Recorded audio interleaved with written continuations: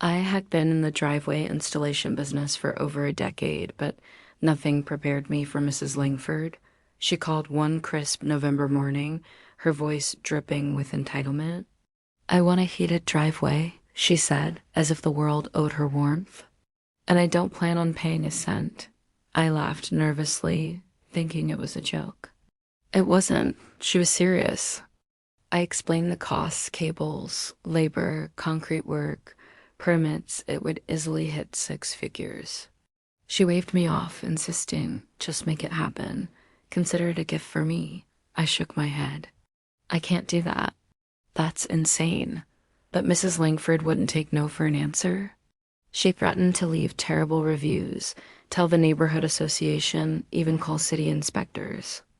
Her words were poison, but I stayed firm. I hung up, thinking that would be the end. A week later, winter arrived early. Snow fell in relentless sheets, blanketing the neighborhood. I watched from my office as plows struggled, neighbors shivered, and every unheated driveway froze into a treacherous rink. Curiosity got the better of me, and I drove past Mrs. Langford's house. Her new driveway gleamed, smooth and white, but I noticed something odd. It wasn't clearing. She had hired a cheap handyman who promised a free solution.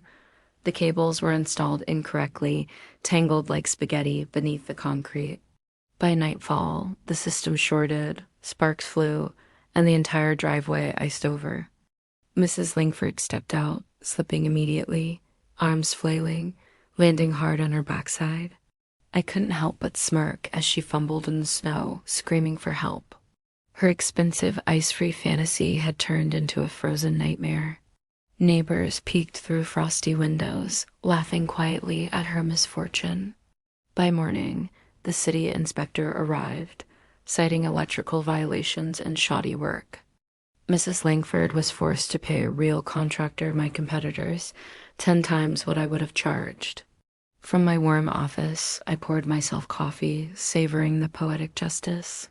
Sometimes nature has a way of settling scores better than any human can.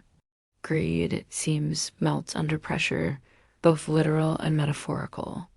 And I walked away, smiling, knowing some lessons are best learned the hard way.